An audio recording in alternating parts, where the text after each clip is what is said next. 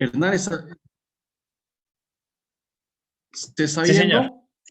Bueno, pues, entonces, como les decía, entramos en el tercer tema, concepto teológico de la esperanza. El tema de hoy es un tema muy bonito y es un tema muy práctico, como lo van a ver, para colocarlo en la vida práctica.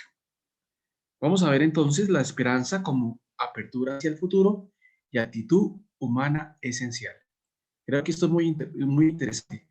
La esperanza nos abre al futuro y es una actitud humana. La persona tiende de modo natural a buscar su propio bien, su perfección humana, su realización plena. Esta tendencia se manifiesta en que todas las facultades de la persona, su bien propio, la razón busca la verdad sobre el bien, la voluntad ama el bien conocido por la razón, el apetito concupiscible desea los bienes placenteros y el apetito irascible desea alcanzar el bien difícil. Cuando por medio de la razón conocemos algún bien concreto y nos damos cuenta de que es bueno para nuestra perfección como personas y de que podemos conseguirlo, surge el deseo de alcanzarlo. Los deseos de bienes más o menos arduos, difíciles de conseguir, como por ejemplo el conocimiento de una ciencia o de una técnica, cuidar con cariño a una persona enferma un día tras otro, nacen del apetito irascible. ¿Qué sentimientos surgen en nosotros cuando deseamos un bien difícil? Si consideramos que podemos conseguirlo, experimentamos el sentimiento de esperanza, anhelamos ese bien y estamos dispuestos a superar las dificultades que se presentan. Es decir, que la esperanza nos ayuda a superar los obstáculos, las dificultades y los inconvenientes que se presentan. Por eso no podemos perder nunca la esperanza.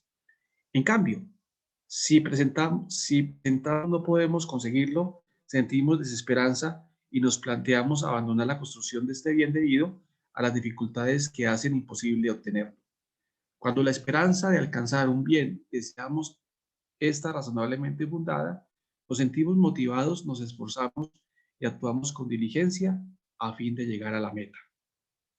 En resumen, podríamos definir la esperanza humana como la aspiración sostenida por la confianza a unos bienes futuros que contribuyen a nuestra perfección y felicidad. Es decir, que la esperanza y la confianza se relacionan. Una vez que movidos por la esperanza comenzamos el camino hacia algún bien difícil de alcanzar, pueden surgir diversos obstáculos que despiertan en nosotros diferentes pasiones, sentimientos, audacia, temeridad, miedo, cobardía, ira. Para encauzar y educar esas pasiones hacia el bien, cuando nos enfrentamos a peligros graves, necesitamos la virtud humana de la fortaleza y otras virtudes como la magnanimidad, la paciencia o la perseverancia cuando nos trata de dificultades graves. Es decir, que la esperanza, en términos prácticos, supone la virtud de la magnanimidad, la paciencia y la perseverancia. Entonces, cuando yo soy paciente, cuando yo soy perseverante, cuando yo tengo espíritu de magnanimidad, en el fondo estoy ejercitando la virtud de la esperanza. Enseñan la Sagrada Escritura sobre la esperanza teologal. El Antiguo Testamento puede leerse como una exhortación a la esperanza. Ciertamente, el núcleo de su mensaje es la promesa y la espera del Mesías y por tanto de la salvación y de la unión con Dios. Recordemos que ya en la Dei Verbum se nos muestra cómo el Antiguo Testamento está en actitud de espera y preparación de la venida del Mesías. Con la encarnación del Verbo se alcanza el cumplimiento de la esperanza anunciada en el Antiguo Testamento. Es decir, que para poder leer también la Escritura debemos leerla bajo el esquema de promesa y cumplimiento. El Antiguo Testamento promete y en el Nuevo Testamento se cumple esa promesa prometida. Cristo es el fundamento de nuestra esperanza, ya que Él es el autor de nuestra salvación. En ningún otro está la salvación. Esto está muy matizado y fundamentado en la actitud de San Pablo. Ya no soy yo el que habita en mí, sino es Cristo Jesús el que habita en mí. El apóstol nos enseña con su forma de vida, con su manera de vivir, que la esperanza se coloca en Cristo, en Jesús. Y por eso allá hay un título cristológico muy importante, que es el título de Señor, el título de Kyrios, el Señor. Es decir, Cristo es el que me da la razón de mi esperanza. Pero también debe ser la actitud de todos los santos. Y de hecho es la actitud de todos los santos y de todas las santas, porque todos han colocado la confianza, la fuerza y la esperanza en Jesús de Nazaret. A la vez, Cristo nos revela el objeto de la verdadera esperanza, lo que podemos esperar, confiando plenamente en Él, el reino de Dios, la unión con Dios, la verdadera felicidad del hombre. Es decir, que en Cristo, como lo dice aquí, encontramos el objeto de la esperanza verdadera. ¿Por qué? Porque nos muestra, por un lado, el reino de Dios. ¿Qué significa el reino de Dios? ¿Cuáles son los criterios del reino de Dios? La unión con Dios y sobre todo la verdadera felicidad del hombre. Y hay que preguntarse, ¿dónde está puesta mi felicidad? Si en las cosas meramente humanas, materiales, o verdaderamente en la vida con Cristo. De todas las características de la esperanza expresadas en el Nuevo Testamento, señalamos las siguientes. Primero, el objeto de la esperanza es Dios y la vida eterna. Ese es el objeto de la esperanza. El objeto de nuestra esperanza es Dios y la vida eterna. Es decir, que nuestra mirada debe estar dirigida al Dios de Jesucristo y a la vida eterna. Recordemos que somos peregrinos, que vamos de camino. Y si vamos de camino, significa que estamos disponiendo el corazón, nuestro interior, para el encuentro con el Señor. Segundo, la esperanza se apoya en la promesa, el poder y la fidelidad de Dios y de Jesucristo. Por eso no debemos temer. Dios está a nuestro favor. Recordemos que Jesús le dice muchas veces a sus discípulos, hombres de poca fe. ¿Pero por qué? Porque tienen temor. Y cuando vamos al Evangelio de la Anunciación, Lucas capítulo 1, 26, 38, el ángel le dice a María que no tema, que el Señor está con ella. Y también eso es para nosotros. No debemos temer porque nuestra confianza está puesta en el Señor. Para esta semana que viene, mandamos un libro que se llama El Santo Abandono y otro libro sobre virtud para que ustedes lo lean, pero sobre todo el primer libro, El Santo Abandono, nos va a mostrar que nuestra confianza, nuestra fuerza y nuestra esperanza se debe colocar en el Señor. C. El objeto de la esperanza es futuro, pero está apoyado en algo que ya se tiene. Ya ahora somos hijos de Dios y tenemos en nuestros corazones al Espíritu Santo. La conciencia de ser hijos de Dios, de sentirse amado por el Señor.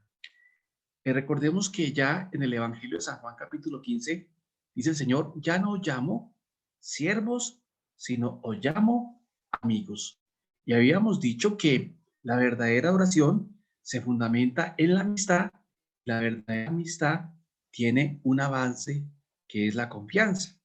Entonces, cuando uno es amigo de Dios, cuando uno le tiene confianza al Señor, uno verdaderamente está desarrollando la dimensión filial, es decir, sentirse verdadero hijo de Dios. Pero ¿qué implica sentirse verdadero hijo de Dios? Implica sentirse amado por Dios, porque todo es gracia. La esperanza es espera paciente y perseverante. Debemos tener paciencia y perseverancia en que algún día nos vamos a encontrar con el Señor. La esperanza tiene una firmeza absoluta. Dios no puede mentir. ¿Qué dice el magisterio de la Iglesia? El Concilio de Trento, que lo celebraron en el 1545 a 1563, afirma la existencia de la virtud de la esperanza junto al resto de las verdades teologales y sobre el objeto, el motivo y la necesidad de esta virtud. Afirma que los justos deben esperar de Dios por su misericordia y por los méritos de Jesucristo el premio eterno. Del Concilio Vaticano II tienen especial interés las enseñanzas de la Constitución Pastoral Gaudium Spes sobre las relaciones entre la esperanza sobrenatural y las esperanzas humanas, entre progreso temporal y el reino de los cielos. La esperanza escatológica o esperanza de la vida eterna no aleja al cristiano de las actividades materiales. Es el mensaje que se recuerda en el numeral 21 de la Gaudium Spes. Los cristianos son llamados a ser ciudadanos de la ciudad celeste, pero al mismo tiempo son ciudadanos de modo pleno. Es decir, estamos insertados en el presente, pero con una perspectiva de futuro. La fe y la esperanza de ningún modo pueden ser motivos de alienación para el cristiano, sino todo lo contrario, llevan a enfrentarse con seriedad a la actividad humana. Entonces, si bien es cierto, estamos proyectados hacia el futuro, debemos esforzarnos por vivir bien nuestro presente. El cristiano no lo cree, espera y ama a Dios cuando realiza actos explícitos de estas virtudes, cuando hace oración y recibe los sacramentos.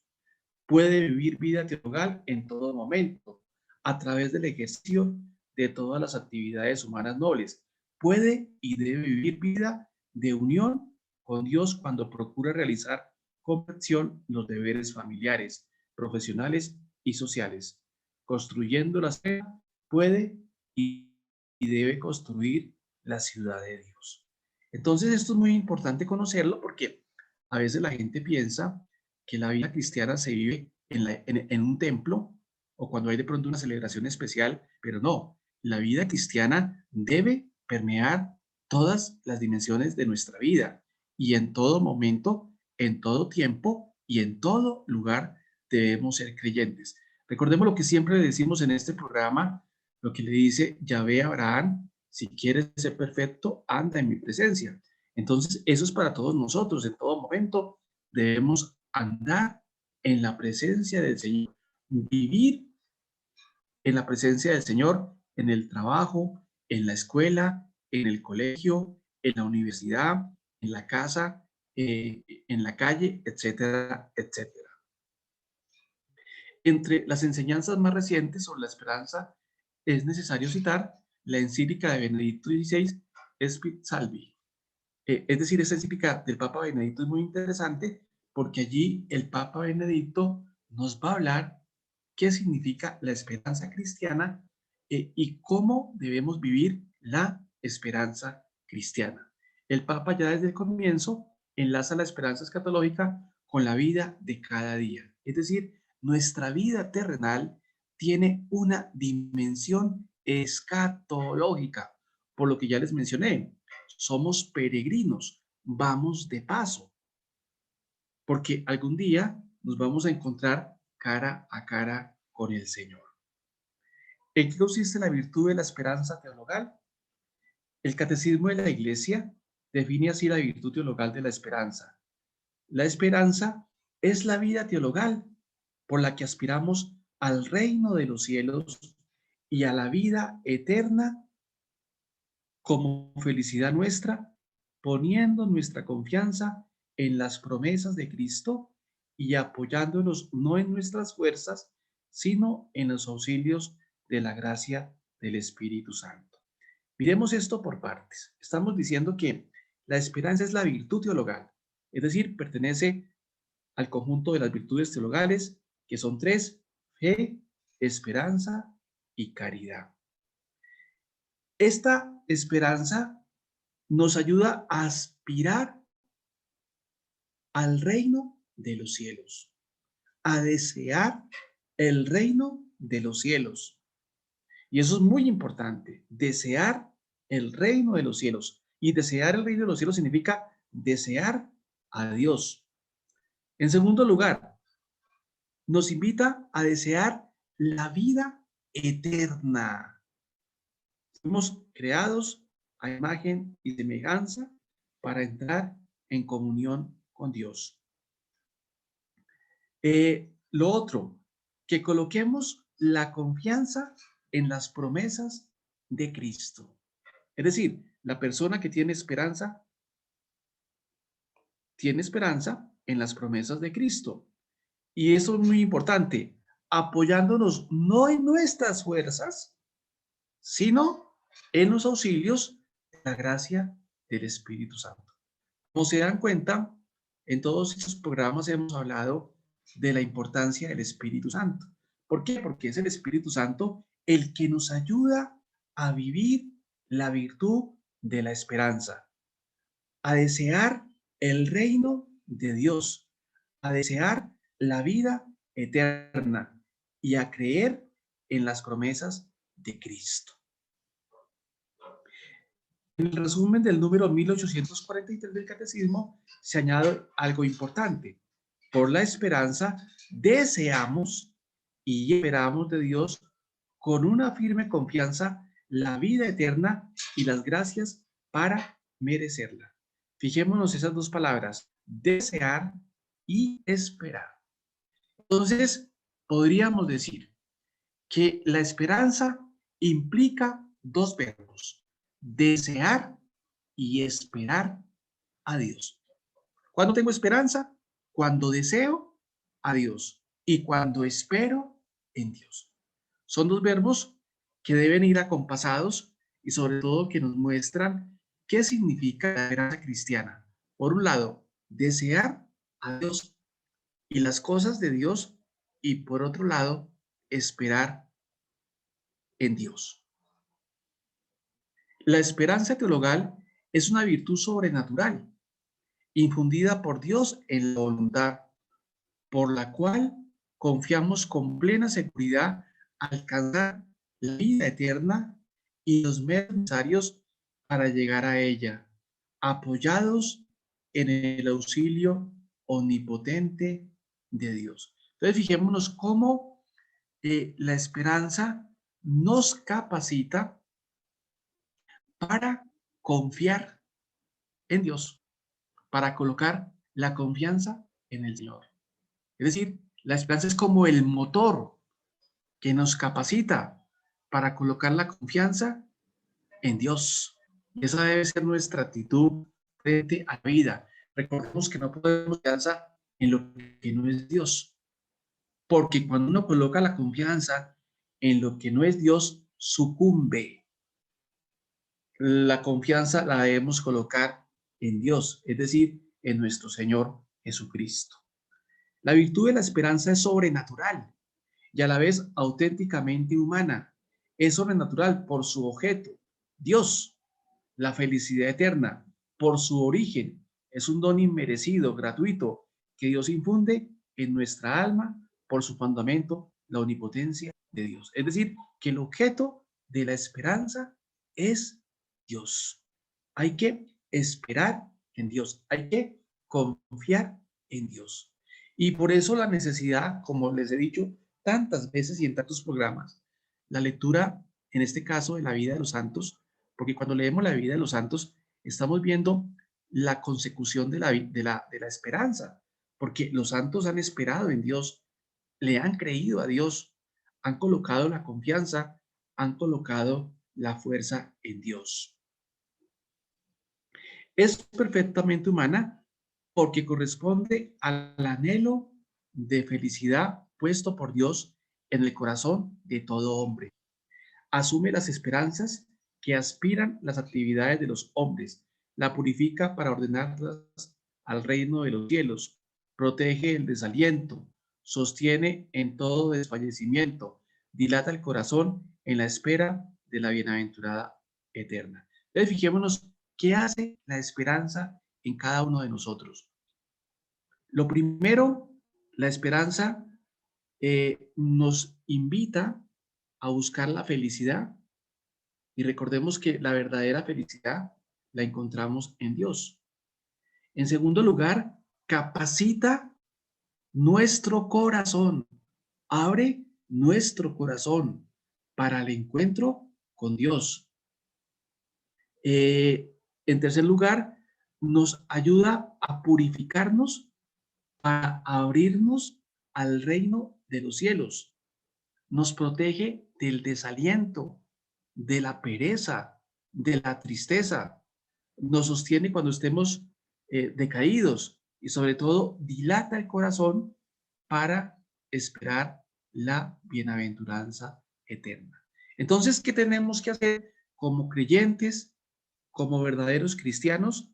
Debemos cultivar el deseo de Dios. Como ya les he dicho en otros programas, hay que cultivar el deseo de Dios, es decir, hay que cultivar la memoria de Dios, hay que desear las cosas de Dios, hay que estar con Dios, hay que buscar a Dios con toda nuestra alma, nuestra mente, nuestro espíritu, nuestro ser y nuestra existencia, para no dejar que ni la fe ni la esperanza se apaguen. Además, la esperanza también es humana porque es el acto de la esperanza es razonable y libre. ¿Qué esperamos? El objeto de la esperanza. Por la virtud de la esperanza, esperamos poseer a Dios mismo y en consecuencia la felicidad plena y eterna como participación de la felicidad divina. Es decir, poseer a Dios mismo, querer estar con Dios, desear a Dios. Y aquí vuelvo y digo la necesidad de leer la vida de los santos, sobre todo leer la vida de los grandes místicos, porque cuando leemos la vida de los grandes místicos, nos vamos a dar cuenta de que los místicos son unos enamorados de Dios, que quieren estar con Dios. También, como se está diciendo acá, la esperanza es buscar la felicidad plena y eterna. Y así vamos a participar de la felicidad divina. El objeto de la esperanza es poseer a Dios mismo. Incluye esencialmente la santidad, el ser y el lograr realmente como hijos de Dios. Si vivimos como hijos de Dios, como otros Cristos, guiados por el Espíritu Santo, también heredaremos su gloria. Entonces, obviamente que si tenemos la esperanza, si cultivamos la esperanza, estamos en el fondo también cultivando una dimensión de la santidad, porque para ser santos debemos tener y vivir las tres virtudes teologales, la fe, la esperanza y la caridad.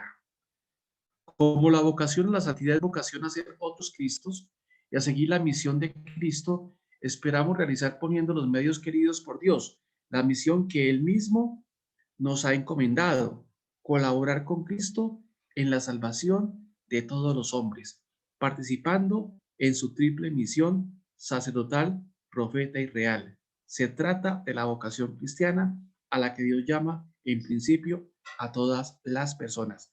Todas las personas, recuerden ustedes, la luz Millennium nos dice claramente, estamos llamados a ser santos, a vivir la santidad. Y como lo dije anteriormente, significa cultivar la fe, cultivar la esperanza y cultivar la caridad. Concretamente, significa cultivar la esperanza porque al cultivar la esperanza, cultivamos el deseo de Dios. También esperamos con esperanza sobrenatural que Dios nos ayude con su gracia a recorrer el camino específico que nos invita a recorrer a cada uno, siempre dentro de la vocación universal a la santidad, el matrimonio, el celibato, etc. Esperamos, en consecuencia, que Dios nos dé de los medios necesarios o convenientes para llegar a poseerlo en el cielo, tanto los medios sobrenaturales como los humanos. Es decir, cuando uno espera en Dios, sabe que Dios le dará gracias sobrenaturales y también gracias naturales para el encuentro con Él. Recordemos que Dios no abandona a ningún hombre. Por más pecador, por más alejado, por más malo que uno sea, Dios no abandona. Siempre lo busca, siempre le sale al encuentro, siempre le habla por medio de una circunstancia, por medio de una problemática, por medio de una dificultad, por medio de una persona. Pero siempre nos está buscando, siempre nos está llamando. Pero ¿qué ocurre? Que muchas veces las personas cierran el corazón a Dios y no lo quieren escuchar. En resumen, por la esperanza deseamos y esperamos de Dios con una firme confianza la vida eterna y las gracias para merecerla. Recordemos los dos verbos de la esperanza, el verbo, el verbo desear y el verbo esperar. Desear, desear a Dios y esperar en Dios. ¿Por qué necesitamos la virtud teologal de la esperanza? Cuando con la razón comenzamos algún bien concreto como adecuado a la perfección de nuestra esperanza y nos damos cuenta de que podemos conseguirlo con la fuerza de nuestra voluntad, surge en nosotros el deseo y la esperanza de alcanzarlo, aunque sea lejano y difícil. Ahora bien, la gloria del cielo, la contemplación de Dios cara a cara, la participación en la vida intratrinitaria de conocimiento y amor, la participación en la felicidad con la que son felices las tres personas divinas, no es un bien propio de nuestra naturaleza humana. Por tanto, no podemos alcanzarlo con las fuerzas de nuestra voluntad y en consecuencia no podemos desearlo realmente. ¿Por qué? Porque necesitamos la gracia. Para buscar a Dios, uno necesita la gracia. La relación de la esperanza con la fe. La esperanza necesita de la fe. Aquí vemos cómo las dos virtudes se relacionan. La esperanza necesita de la fe. Primero, porque la fe es el fundamento general de la vida cristiana. Entonces, hablábamos hace 8 días que la fe es el fundamento de la vida cristiana. Por la fe empiezo a ser creyente, empiezo a ser cristiano. Y también porque la fe es necesaria para conocer el objeto de la esperanza, que es ¿quién? Dios. Y saber que es alcanzable, es decir, para que saber que Dios quiere que todos los hombres se salven, tiene poder para hacerlo y de hecho da a todos los medios necesarios para recorrer ese camino hacia Él. Es decir, que Dios, que nos quiere salvar, propicia todos los medios para el encuentro con Él. Todos los medios. Por eso lo que les dije anteriormente, Dios siempre va a tocar a nuestro interior, a nuestro corazón. ¿Por qué? Porque quiere la salvación. Recordemos que en la palabra lo dice claramente, no quiero la muerte del pecador, sino quiero que viva. La esperanza necesita la fe, pues no se puede tender hacia lo que no se conoce, ni se puede confiar en llegar a una meta sin saber que es alcanzable y que se tienen los medios para alcanzarla. Ya decíamos anteriormente que para desear, para poner en acción la voluntad, debemos en primer lugar conocer. Y yo no puedo amar lo que no conozco. ¿Y qué es lo que me ayuda a conocer a Dios? La fe. La fe me muestra quién es Dios y el objeto de Dios. La esperanza tiene como fundamento un acto de conocimiento, un acto de fe, que comprende tanto la bondad del bien al que se tiende como la posibilidad de alcanzarlo en razón de la promesa de un Dios omnipotente, amante, misericordioso y leal. La fe necesita la esperanza para ser eficaz. En efecto, sin la esperanza y sugerente, pero inútil en la práctica, ineficaz en las diversas situaciones personales concretas de la vida cristiana y en la búsqueda del fin último de la felicidad. La relación de la esperanza con la caridad. El impulso de la esperanza preserva el egoísmo y conduce a la dicha de la caridad. La esperanza edificada sobre la fe es el fundamento de la caridad. Abre el camino del amor a Dios. Fíjate esa frasecita. La esperanza abre el camino del amor a Dios. Es decir, me coloca en camino, dispone mi interior. ¿Para qué? Para el encuentro con Dios. La esperanza necesita de la caridad para estar viva y traducirse en verdaderos actos meritorios de cara a la vida eterna. La esperanza viva, formada por la caridad, busca a Dios como un bien no solo alcanzable, sino del que se está disfrutando, de que ya se poseen realmente las primicias, y ese convencimiento de estar llamando realmente a Dios hace que aumente el deseo de unirse cuanto antes totalmente a Él. Aquí está la vida de los místicos, la vida de las místicas. Por ejemplo, está la vida de una Santa Catalina de Siena, doctora de la Iglesia, que pertenece a la Orden Dominicana. Está situada en el siglo XIV y cómo ella deseaba ardientemente estar con el Señor.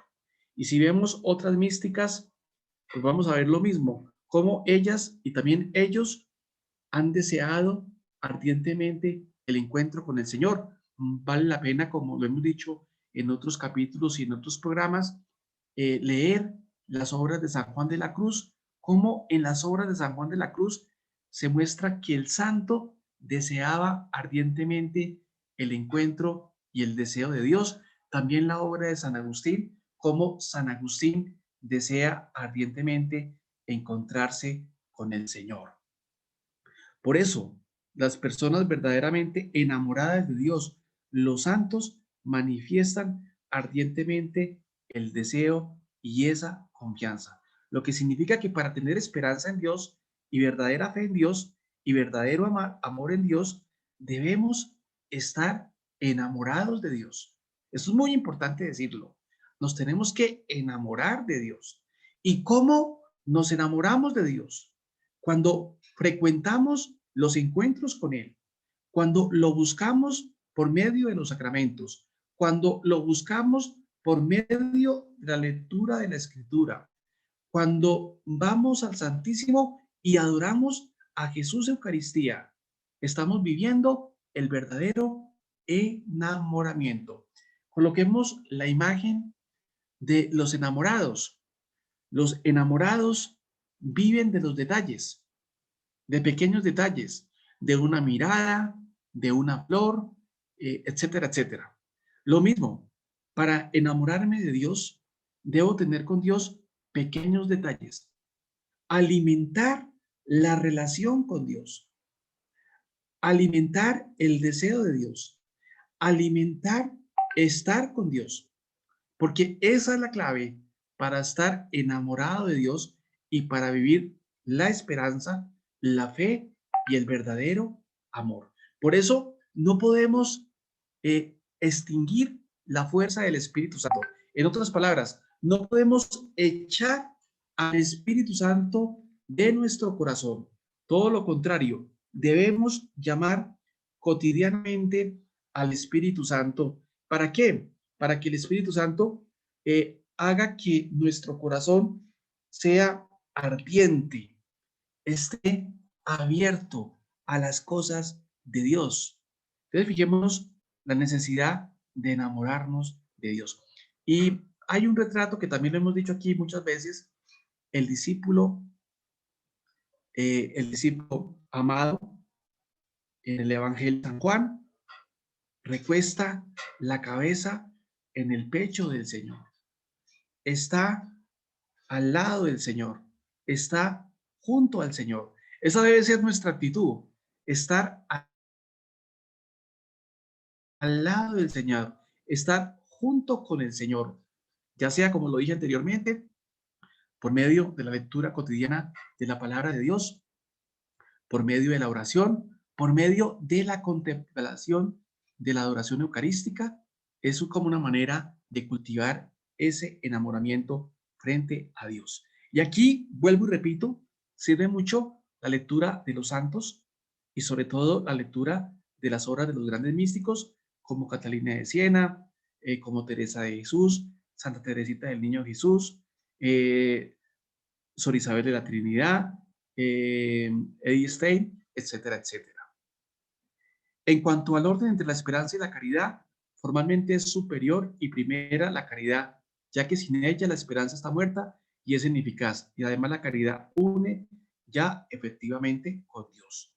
Sin embargo, desde otro punto de vista, la esperanza se puede considerar como anterior a la caridad, ya que esta se apoya en la esperanza de Dios y ambas se sustentan en la fe. Fijémonos entonces que hay que vivir esas tres perspectivas al unísono: fe, esperanza y caridad.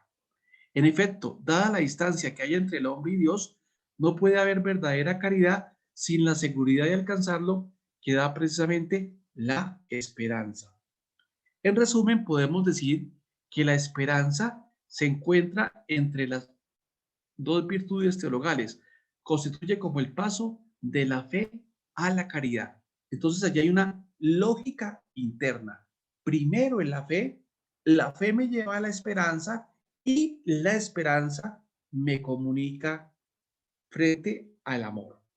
En nuestra época, como en otras, se observa una cierta tendencia a despreciar la esperanza, porque se piensa que luchar en esta vida para alcanzar un premio es egoísmo. Desear la propia salvación, la propia santidad y felicidad, el premio es algo bueno y sobrenatural, pues no es más que otra forma de expresar el deseo de Dios. Entonces, este también es un criterio de discernimiento. La pregunta es, ¿tú deseas las cosas de Dios? ¿Tú deseas estar con Dios? ¿Tú deseas la gloria, es decir, la vida eterna?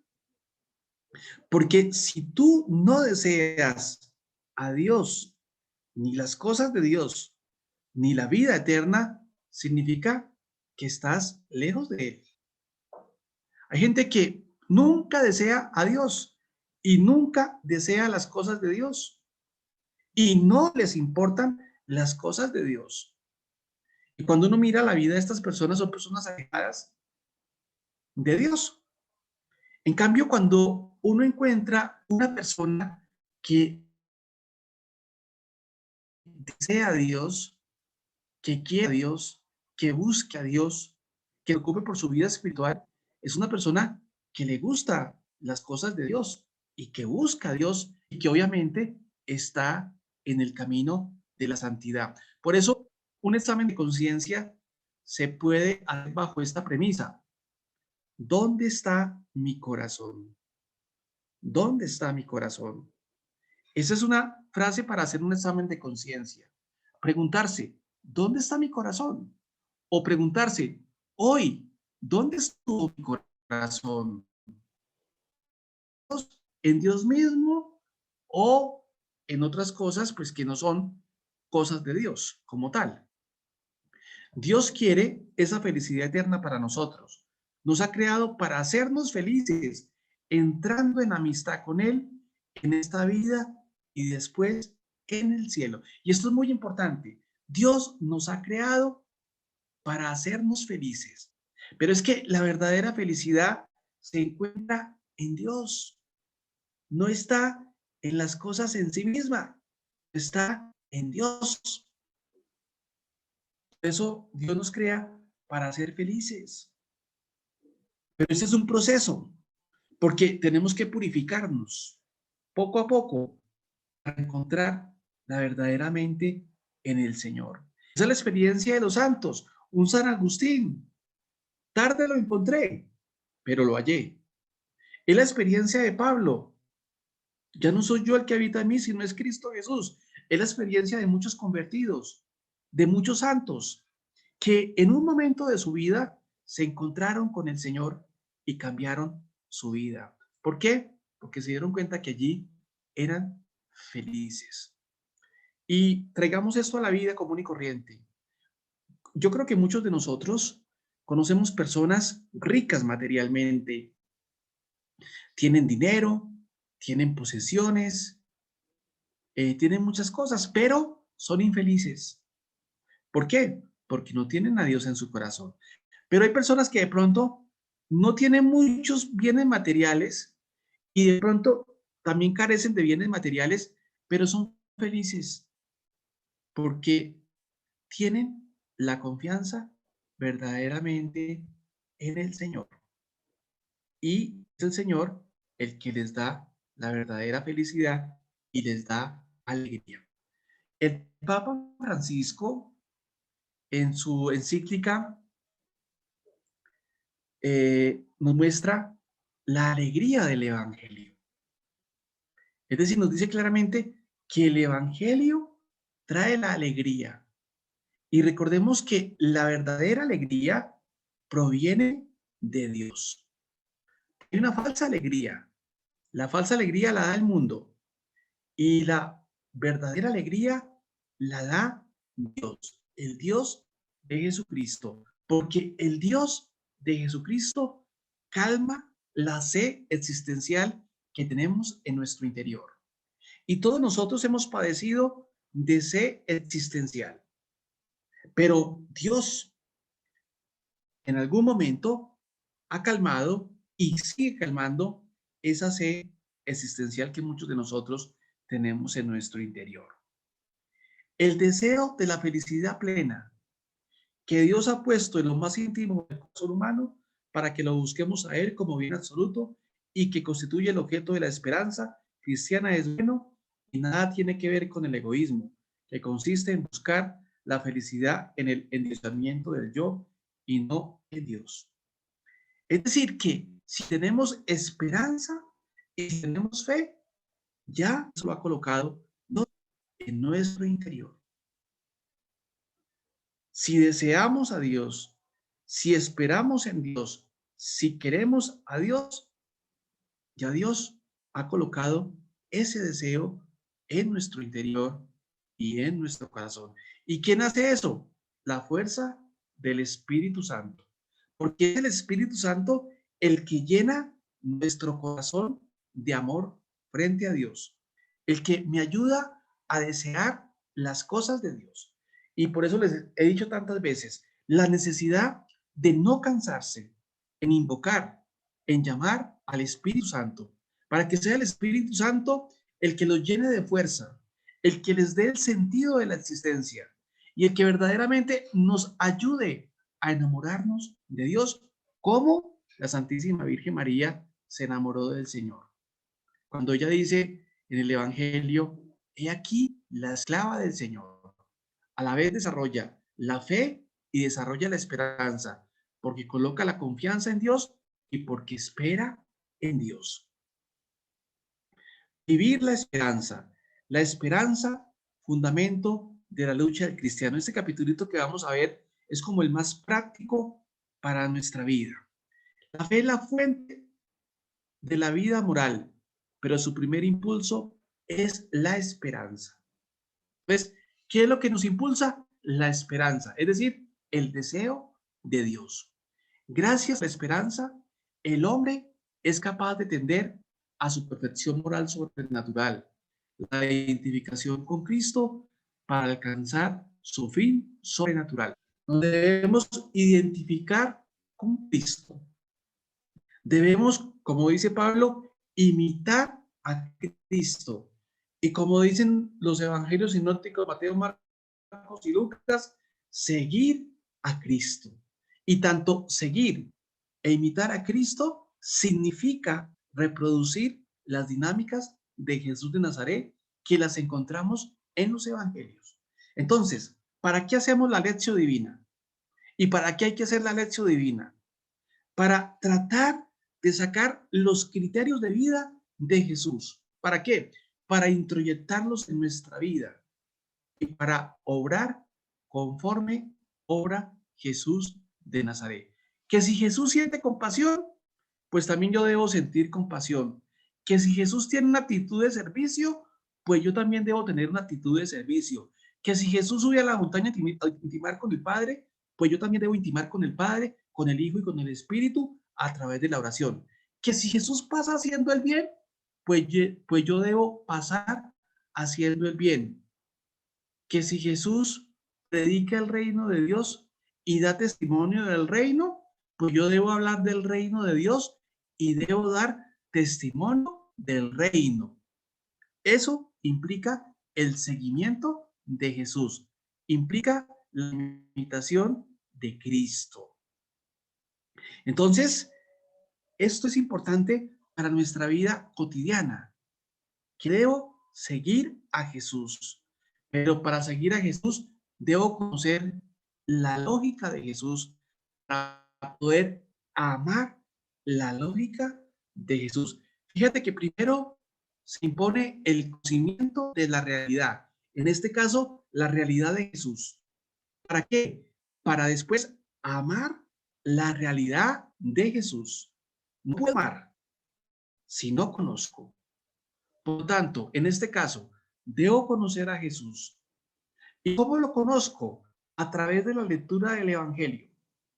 Por eso hay que leer, releer y leer los santos evangelios, porque allí están los criterios de vida que propone el Evangelio para introyectarlos en nuestra vida cotidiana.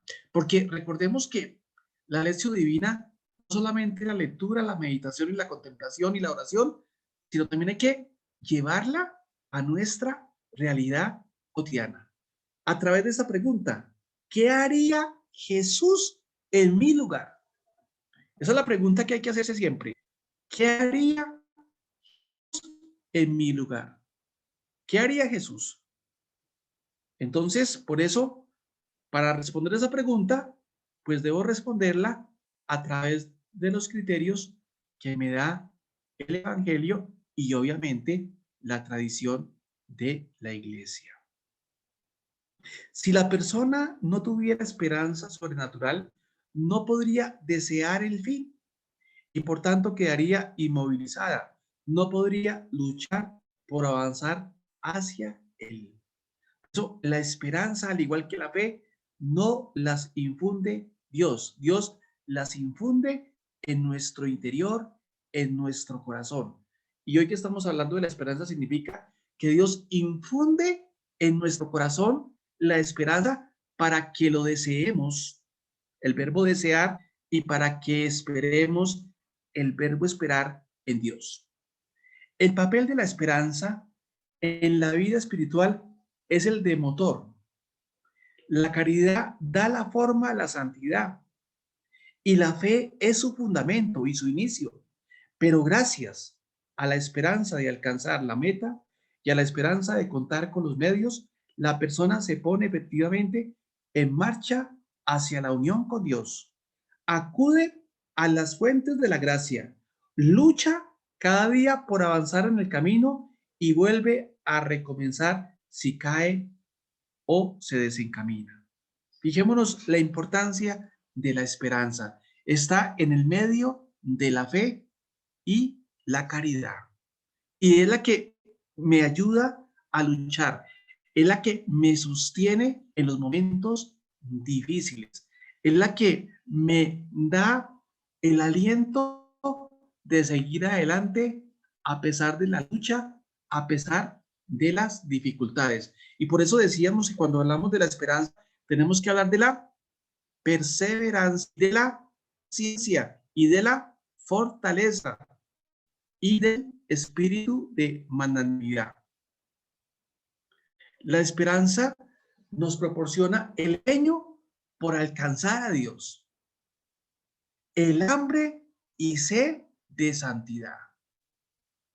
Esto es muy importante. La esperanza nos proporciona el empeño por alcanzar a Dios, el hambre y sed de santidad. Tenemos que tener hambre de ser santos, de ser santas. El afán de luchar para adquirir y excitar las virtudes. El recurso a la oración confiada.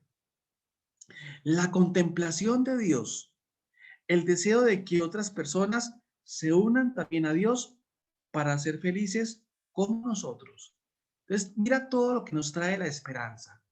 El deseo de estar con Dios, la actitud contemplativa frente a Dios y el deseo que otras personas también se encuentren con Dios. La vida cristiana es vida de esperanza, vida de deseos de Dios, deseos de felicidad, de santidad, de fidelidad, de apostolado, de llevar a Cristo a todos los hombres. Y todos los que estamos en este programa, estamos cultivando esta virtud, porque nos gusta que nos hablen de las cosas de Dios, nos gusta estar en el programa porque allí nos hablan de Dios. Ya este es un signo de que tenemos la virtud de la esperanza. Relacionemos siempre la virtud de la esperanza con el verbo esperar, con el verbo desear, para poder comprender qué significa la esperanza. Confianza absoluta de Dios y desconfianza en nuestras propias fuerzas. Aquí, detrás de esta frasecita, resuena la actitud de María. Por eso María es la Anagüí, la pobre de espíritu, porque espera y confía en Yahvé. Y esa debe ser nuestra actitud, esperar y confiar en Dios. Y recordemos que el espíritu de fe nos invita al abandono en Dios.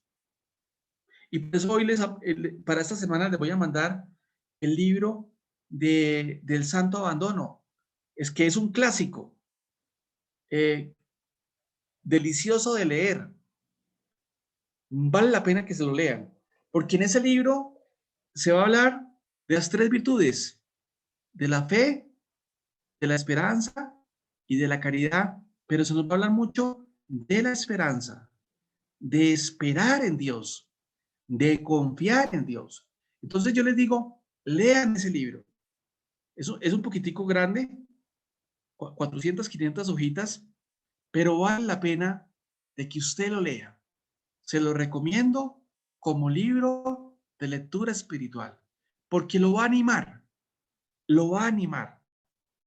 a desear las cosas de Dios. Eso es lo bueno en las lecturas espirituales, que lo animan a uno a buscar a Dios, que le dan deseos de encontrar a Dios, que lo colocan otra vez en el camino. Entonces, esta semana, cuando Fray Hernán envíe los dos libros, el libro de Santo Abandono y el libro de la Virtud, pues les recomiendo que lean muy bien el libro del Abandono, porque es un clásico que muestra todo esto que estamos diciendo con ejemplos, con anécdotas, etcétera, etcétera. Esperar en Dios significa confiar en Él. Ojo, esperar en Dios significa confiar en Él, en su amor por cada uno de nosotros, un amor incondicional y eterno. Dios nos ama siempre, nos ayuda siempre, nos perdona siempre. Recordemos la figura del Padre, pero la figura del Padre no es lo que el imaginario colectivo nos ha enseñado, que es un Padre que nos va a castigar, que lleva la cuenta, sino la figura del Padre está en Lucas capítulo 15, la parábola del Hijo Pródigo. Hay que volver a leer la parábola del Hijo Pródigo porque allí vemos la figura de Dios Padre. ¿Cuál es la actitud de ese Dios Padre? Sale al encuentro, abraza a su hijo, le da un beso, le dice a los sirvientes que maten el becerro para que hagan una fiesta, que le coloquen un vestido nuevo y que le pongan el anillo. Y no lo condena, no lo reprocha, no le dice por qué lo abandonó, sino todo lo contrario, lo recibe con amor. Esa es la figura del Padre, que aquí lo estamos diciendo, que nos ama siempre, que nos ayuda siempre y que nos perdona siempre. Por eso, como hijos, nos debemos dejar amar. Déjese amar de Dios. Y cuando vamos a la adoración eucarística, aplique este principio que ya lo hemos dicho. Siéntese en fe y déjese amar esperando en Dios. Siéntese en fe, déjese amar esperando en Dios. Allí aplica las tres virtudes teologales. Primero, con fe, ir con fe. Segundo, dejarse amar de Dios y obviamente amar a Dios. Y tercero, esperar en Dios. Por eso yo recalco la adoración eucarística. Y le digo a ustedes, cuando tengan la oportunidad, después de la pandemia o si pueden ahora, ir a adorar a Jesús Eucaristía. Porque allí ejercitamos las tres virtudes teologales: la fe, la esperanza y la caridad. Nos sentamos con fe. En fe nos dejamos amar y esperamos en Dios. Él es el primero que desea nuestra salvación. Está interesado que nosotros mismos en hacernos felices. Ojo, Él está interesado en nuestra salvación, en hacernos felices. Él quiere nuestro bien, no quiere nuestro mal. Es un Dios que nos ama. Los cristianos debemos estar convencidos de que sin Dios no podemos nada. Sin mí no podéis hacer nada. Juan, capítulo 15, versículo 5 y el Salmo 126.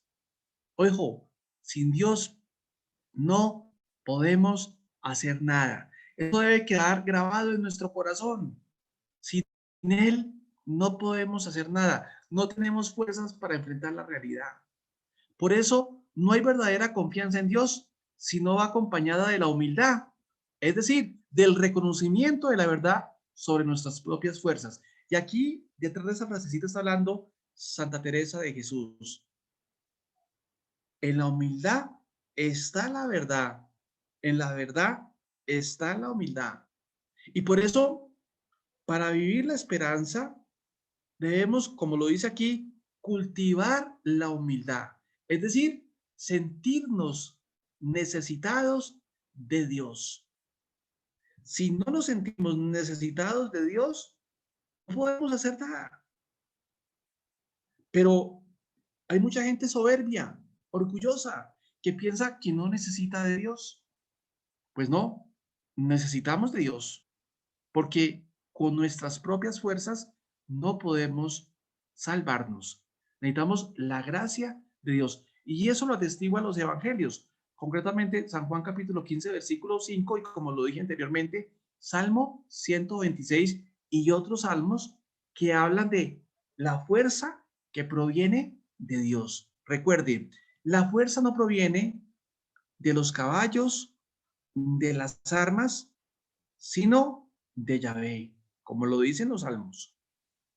La verdad es que tenemos unos talentos naturales dados por Dios que debemos desarrollar por medio de las virtudes y poner a su servicio, pero esas fuerzas no son suficientes para vivir vida sobrenatural y alcanzar la meta a la que estamos llamados. Entonces, ¿qué está diciendo acá? Que si bien es cierto, Dios nos da dones naturales, sin embargo, necesitamos la fuerza de Dios, es decir, su gracia para que nos sostenga. Y aquí viene la experiencia de Pablo, cuando el Señor le dice, te basta mi gracia. Recuerden la problemática de Pablo, el aguijón que tenía Pablo clavado, y Jesús le dice, Pablo, te basta mi gracia. Es decir, nos basta la gracia del Señor, porque la gracia del Señor es la que nos sostiene, nos sostiene. La gracia del Señor es la que nos anima para seguir adelante a pesar de nuestras dificultades. Cuando reconocemos humildemente nuestra debilidad, abrimos el corazón para que el Señor nos pueda dar su fortaleza, reconocer nuestras debilidades. Y por eso la importancia del sacramento de la reconciliación, de la penitencia, que es un encuentro con el Señor, es un encuentro de misericordia, donde tenemos una actitud humilde o debemos tener una actitud humilde de reconocimiento de nuestro pecado, de nuestras dificultades, pero también el reconocimiento de que Dios sí me puede curar. Entonces, tenemos que vivir la humildad para poder esperar en el Señor. Por nuestra propia cuenta, no somos capaces, no valemos nada. Necesitamos de la fuerza del Señor. El Señor es el que me puede cambiar la vida, el que me puede convertir la vida, el que puede transformar nuestra vida. Y estoy seguro que detrás de esas pantallas hay mucha gente que ha experimentado lo que estamos diciendo. Antes de encontrarse con Dios, no podían salir del pecado, pero se encontraron con Dios y Dios los ayudó a salir del pecado, de la dificultad, del inconveniente, de la problemática. ¿Por qué? Porque la fuerza proviene de Dios. El cristiano no desconoce ni desprecia las fuerzas humanas. Al contrario, valora y trata de adquirir virtud humana de la fortaleza. Pero el cristiano es consciente de que las virtudes humanas no son suficientes para alcanzar la santidad, el fin sobrenatural al que aspira por la virtud teologal de la esperanza, sino que necesita la gracia divina y las virtudes sobrenaturales. Somos conscientes de que, si bien es cierto, Dios nos da dones, nos da regalos naturales, necesitamos constantemente la gracia de Él, antes de la obra, en la ejecución de la obra y después de la obra. Por eso siempre, antes de ejecutando las obras y después de las obras, debemos tener una actitud de acción de gracias para reconocer la acción de Dios en nuestras vidas. Solo con la fuerza de Dios podemos mantenernos firmes ante los peligros y lanzarnos con audacia a la consecución de la meta a la que aspiramos. Es decir, la confianza nos da la fortaleza, la entrega, a pesar de las dificultades, a pesar de los obstáculos. El Señor nos exhorta a velar, a luchar contra los enemigos de nuestra salvación. Velad porque no sabéis el día ni la hora. Mateo capítulo 25, versículo 13. Velad. Hay que estar vigilantes para no caer en la tentación, es decir, para no consentir el pecado en nuestro corazón. Ahora bien, para luchar eficazmente contra uno mismo es imprescindible el conocimiento propio, el reconocimiento de nuestras debilidades y miserias, a la vez que confiamos en la misericordia y fortaleza de Dios. Tenemos que conocer nuestra vida, tenemos que conocer lo que dicen los místicos y los tratadistas de la teología espiritual, cuál es nuestro pecado capital, es decir, cuál es la tendencia que me lleva al pecado, qué es lo que predomina en mí, que me lleva al pecado, para poderlo atacar, porque cada uno de nosotros tiene un punto débil, tiene un punto débil, y ese punto débil hay que detectarlo.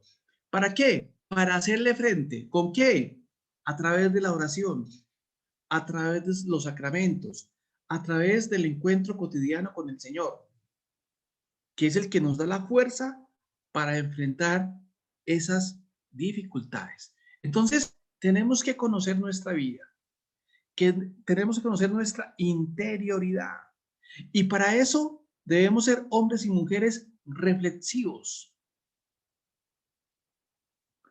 Porque si no somos reflexivos, si no examinamos nuestro corazón detenidamente, pues no vamos a poder luchar porque nunca vamos a identificar cuál es nuestro vicio dominante, cuál es nuestro pecado dominante.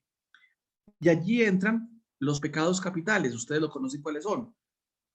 La ira, la envidia, la pereza, la gula, la soberbia, la lujuria, etcétera, etcétera. Cada uno de nosotros, entre comillas, encarna alguna tendencia de esas que debemos reconocerla para poderla enfrentarla.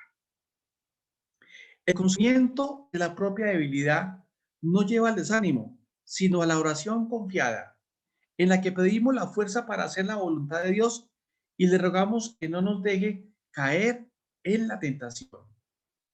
Entonces, a pesar de las dificultades, a pesar de los ataques, no nos debemos desanimar. Cuidado con desanimarse.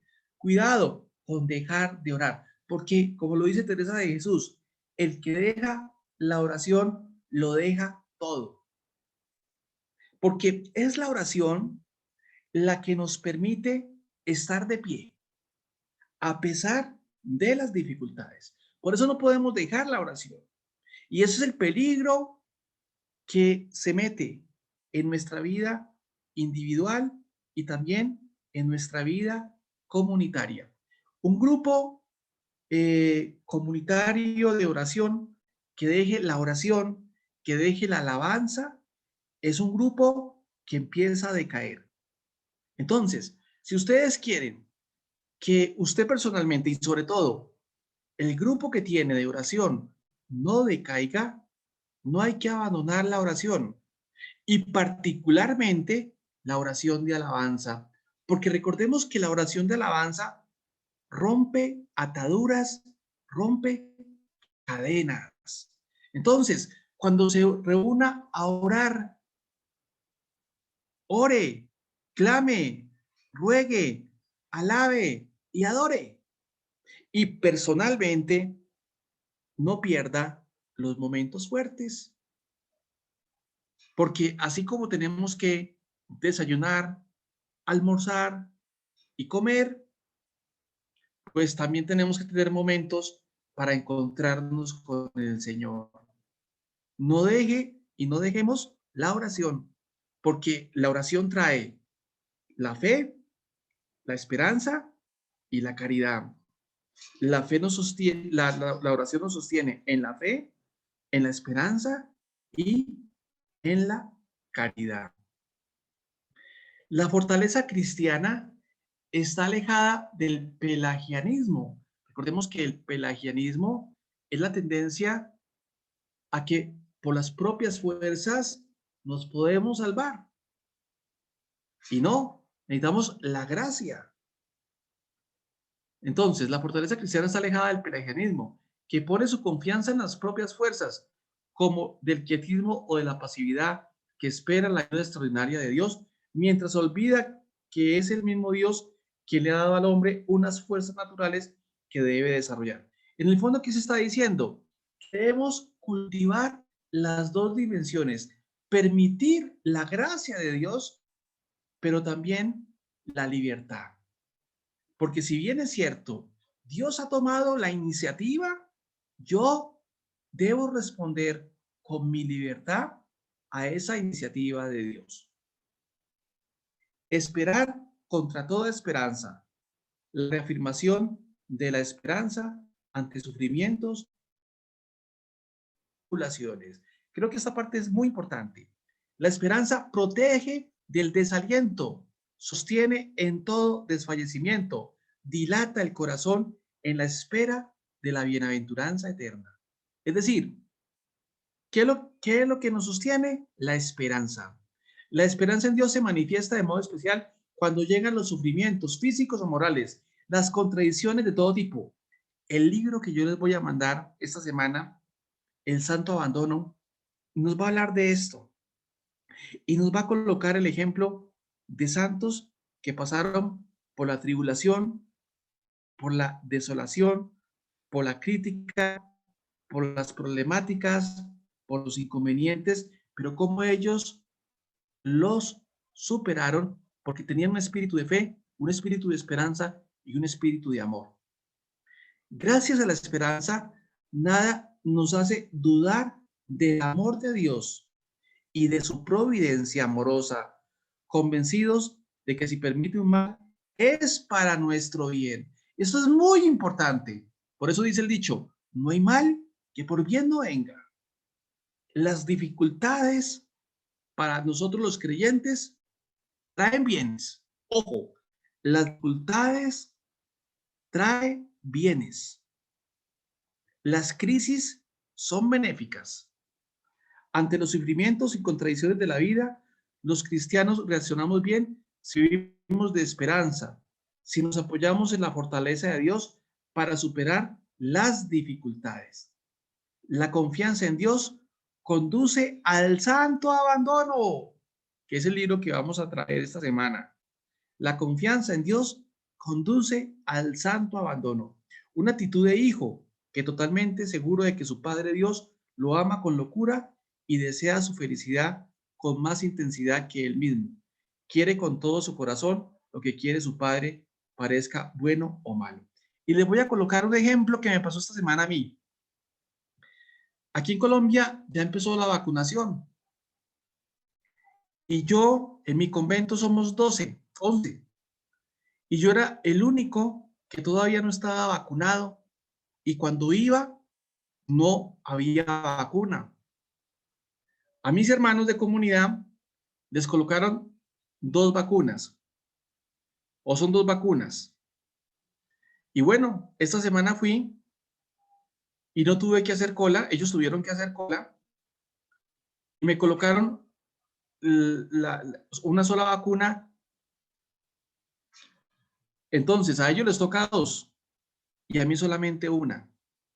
Fíjate cómo Dios me llevó por ese camino.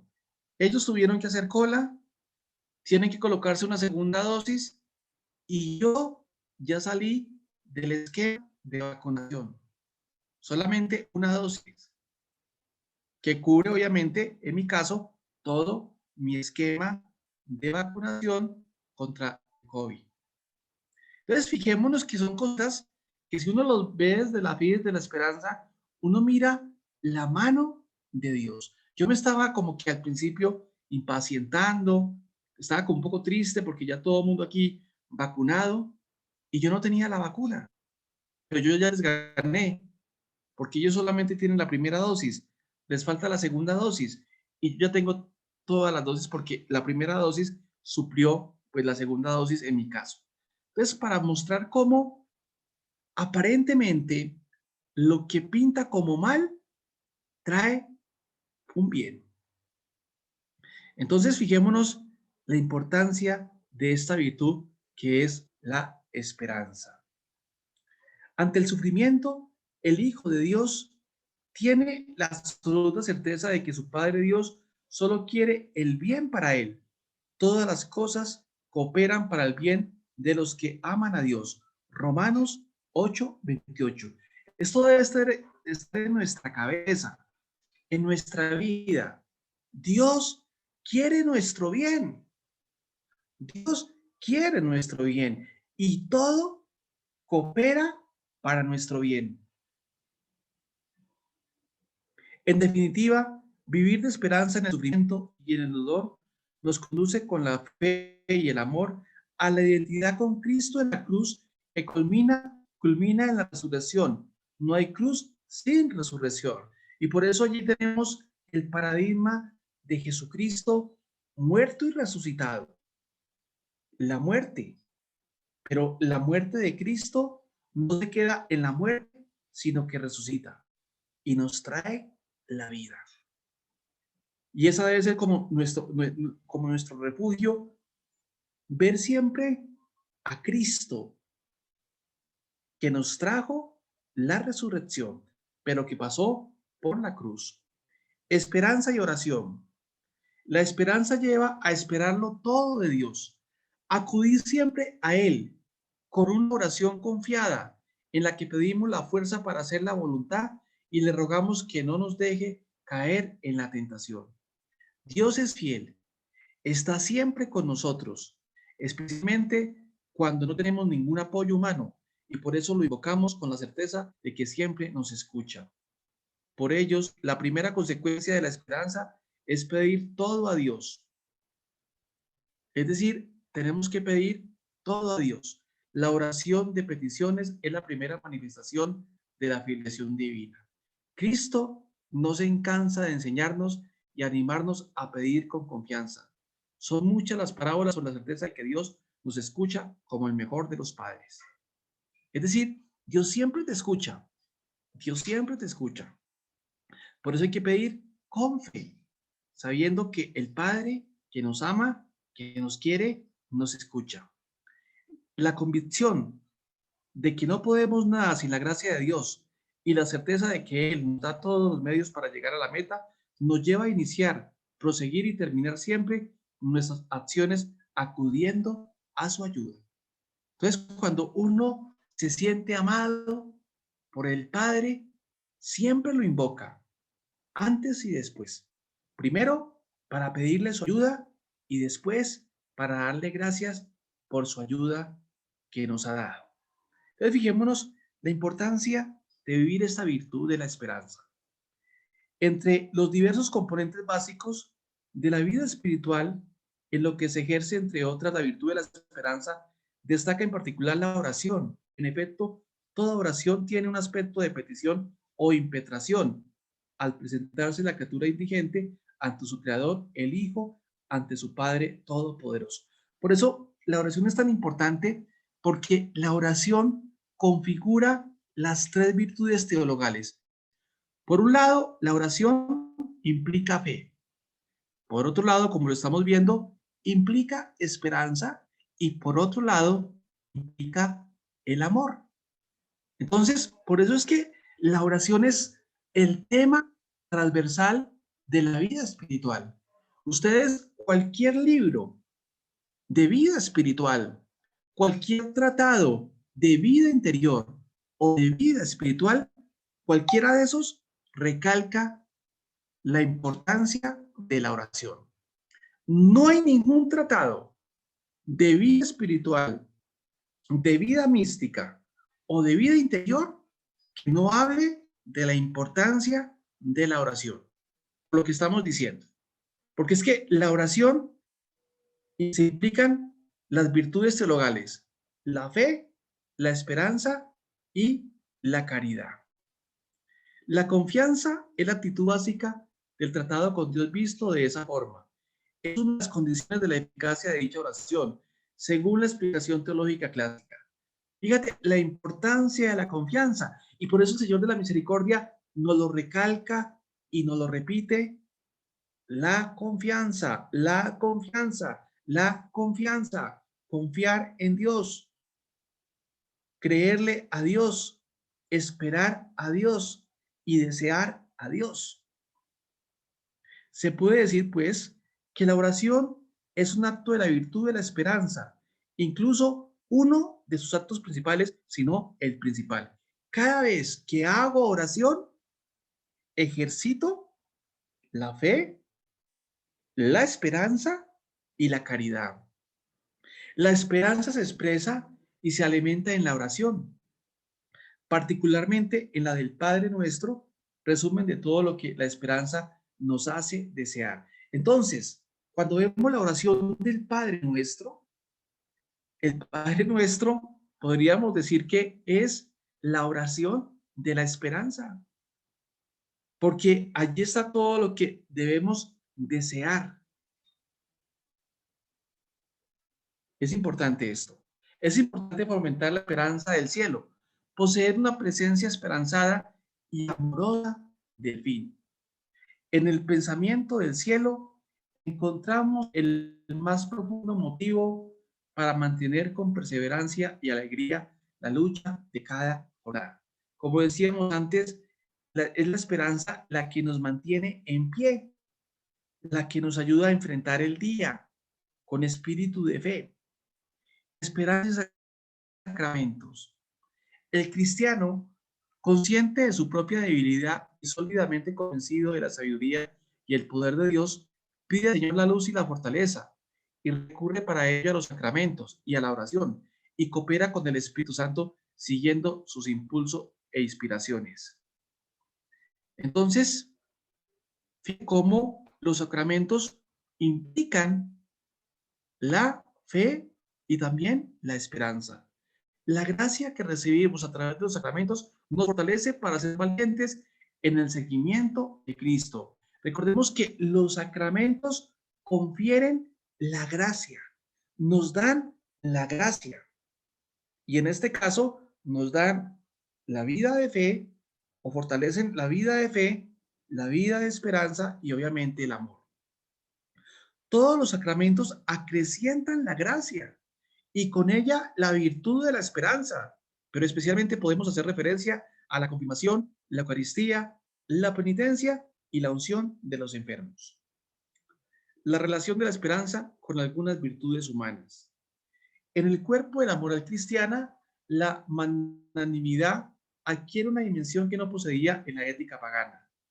La magnanimidad pagana pone la grandeza del hombre al servicio de la sociedad. En el nuevo orden cristiano, la magnanimidad se pone al servicio de la caridad. Por amor a Dios, el hombre procura restaurar en sí mismo la obra de Dios. Al entrar en relación con la esperanza teologal, la magnanimidad ya no espera conquistar la grandeza simplemente humana, sino la grandeza de Dios, la santidad a la que el mismo Cristo nos llama, que no desprecia, sino que incluye la perfección humana. Hay una historia de un santo, San Francisco de Borja, que antes de su conversión, pues pertenecía a la corte y él conoció una reina que era muy bella, pero la reina muere y cuando la traen, él destapa la caja donde la traían y ya obviamente la reina, el cadáver de la reina estaba en descomposición y entonces él dice esta expresión, ya no serviré a los reyes de esta tierra, sino de ahora en adelante serviré al verdadero rey. Esa historia es muy diciente porque muestra dónde hay que colocar nuestra esperanza, no en las cosas de la tierra y de la vida, sino única y exclusivamente en Dios. A este santo, esa experiencia un poco trágica, un poco dolorosa, después de haber conocido a una mujer bella, la bella pues descompuesta, su cadáver, se da cuenta de que la gloria no está aquí, la gloria está en Dios.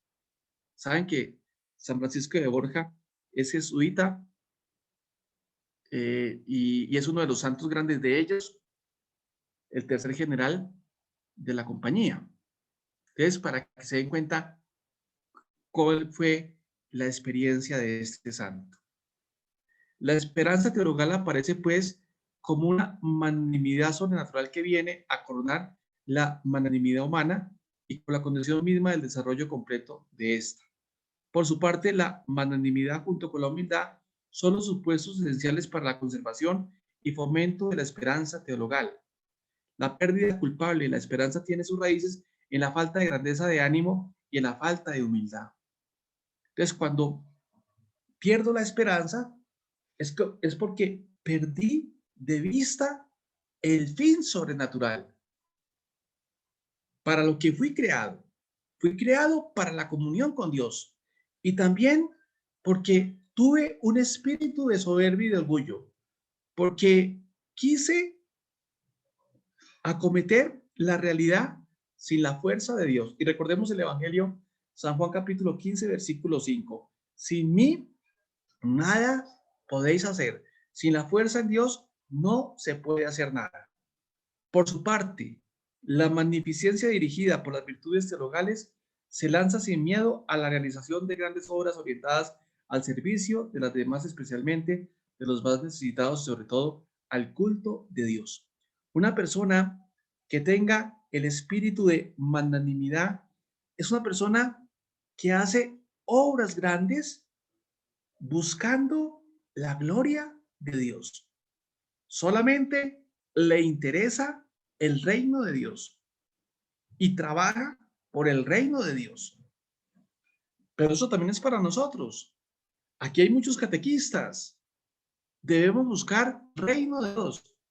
Debemos luchar por las cosas de Dios. Debemos luchar por las ideas de Dios, buscando obviamente la gloria de Dios.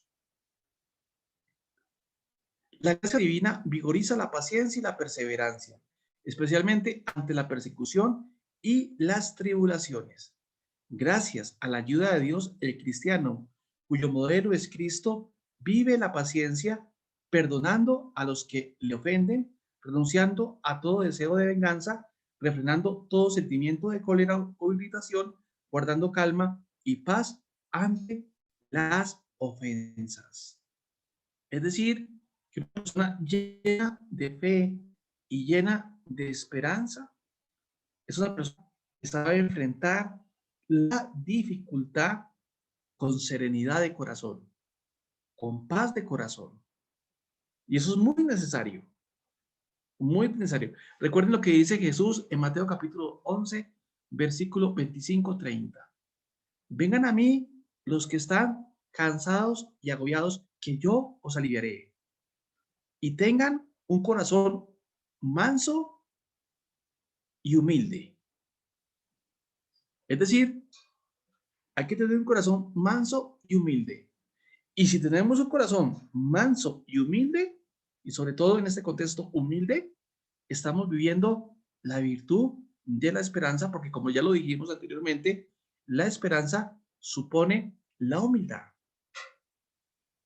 El cristiano fundamenta su paciencia en la certeza de que Dios es sabiduría y amor, y por tanto todo lo dispone, incluso los sufrimientos y contrariedades, para el bien de los que le aman.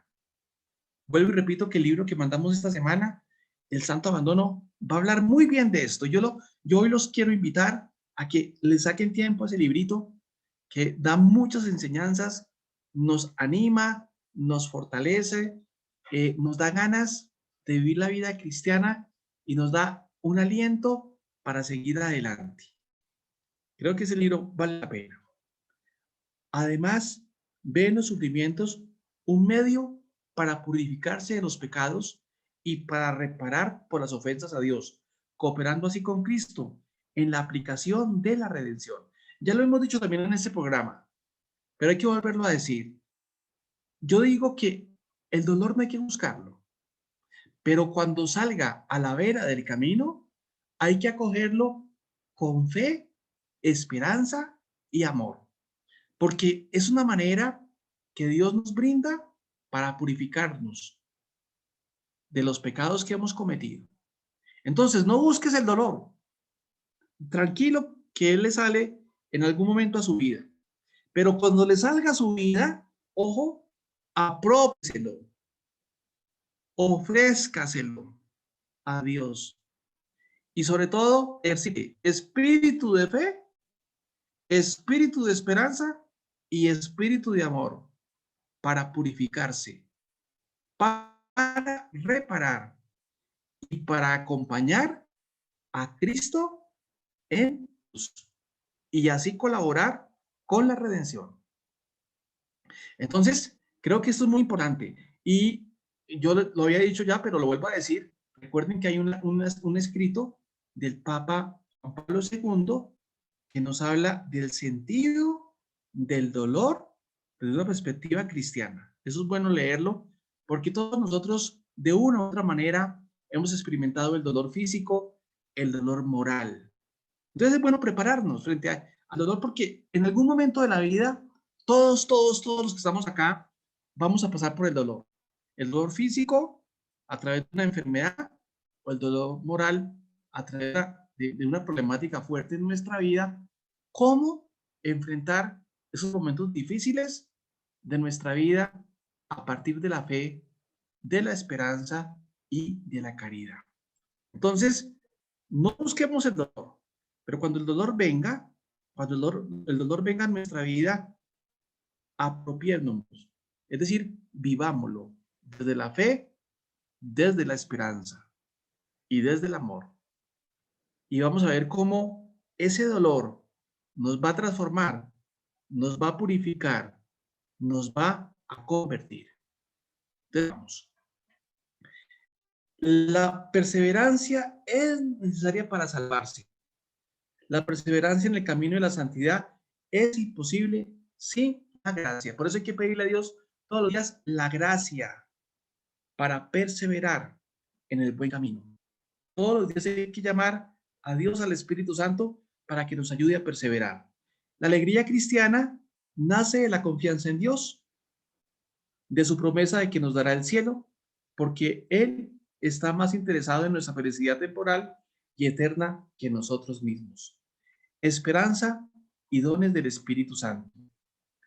El don de fortaleza confiere la firmeza en la fe y la constancia en la lucha interior para vencer los obstáculos que se oponen al amor de Dios. La virtud de la fortaleza humana y sobrenatural nos hace fuertes para luchar por ser fieles a Dios, pero normalmente no evita la angustia y el miedo al sufrimiento. El don de fortaleza nos convierte en valientes testigos de Cristo ante cualquier peligro o enemigo, como sucedió a los apóstoles el día de Pentecostés. El don de fortaleza no solo lleva al heroísmo en lo grande, sino también en lo pequeño, a la amorosa fidelidad en el cumplimiento de los deberes ordinarios de la vida, en la lucha por ser coherentes con las propias convicciones, en el soportar las ofensas, en la perseverancia en el camino de la verdad, a pesar de los ataques e incomprensiones. El don del temor perfecciona la esperanza e impulsa a reverenciar la majestad de Dios y a temer como teme un hijo apartarse de él. No corresponde a su amor. No corresponder a su amor. El don de temor a Dios perfecciona la virtud de la esperanza al acentuar la confianza y el abandono filiales en las manos divinas. Esperanza teologal y esperanzas humanas. Jesucristo vino a establecer el reino de Dios, un reino de amor, justicia y paz. El reinado de Dios que comienza ya en esta tierra no tendrá su consumación más que en la vida eterna. La virtud de la esperanza hace que nuestros deseos sean aquellos por los que vale la pena dar la vida y sitúa a los demás en su verdadera dimensión, en su transitoriedad. La esperanza cristiana no rechaza la esperanza terrena noble, sino que la orienta a Dios, verdadero fin del hombre y del mundo. El corazón cristiano valora las ilusiones humanas nobles porque son divinas. Sabe apreciar todo lo bueno que hay en la vida del hombre, más aún lo enriquece y le da su pleno sentido. Entonces, fijémonos que hoy hemos visto la esperanza. Dentro de 8 días veremos cómo guardar la esperanza, qué tenemos que hacer para guardar la esperanza, los pecados que irán contra la esperanza o que van contra la esperanza, y entraremos en la virtud teologal del amor. Bueno, muchas gracias. Entonces, proseguimos ya con la oración de la misericordia. A ver si de pronto Fray Hernán y Patricia me ayudan, porque tenía una charla a las 8 de la mañana, es decir que llevo hablando más o menos 3 horas, 4 horas, y ya la garganta se agota un poco. Entonces, les recomiendo la lectura del libro que vamos a mandar, un libro espectacular, es un bestseller de la espiritualidad cristiana, El Santo Abandono, y también mandamos un librito que escribimos Franklin Buitrago, Hernán Yesí, Hernán Arciniegas y mi persona, sobre la virtud, para que ustedes también pues lo puedan leer. Fue un libro que salió el año pasado, entonces qué bueno que lo lean. Es un libro que se escribió sobre la importancia de la virtud, bajo varias perspectivas. Entonces, muchas gracias por habernos escuchado. Dentro de 8 días, recuerden el programa de 10 a 12. Y recuerden que en el mes de agosto vamos a hablar de la doctrina y la vida de Santo Tomás de Aquino, para en septiembre, octubre y noviembre entrar a nuestro curso bíblico, que vamos a tener 3 meses de Biblia. Muchas gracias por todo.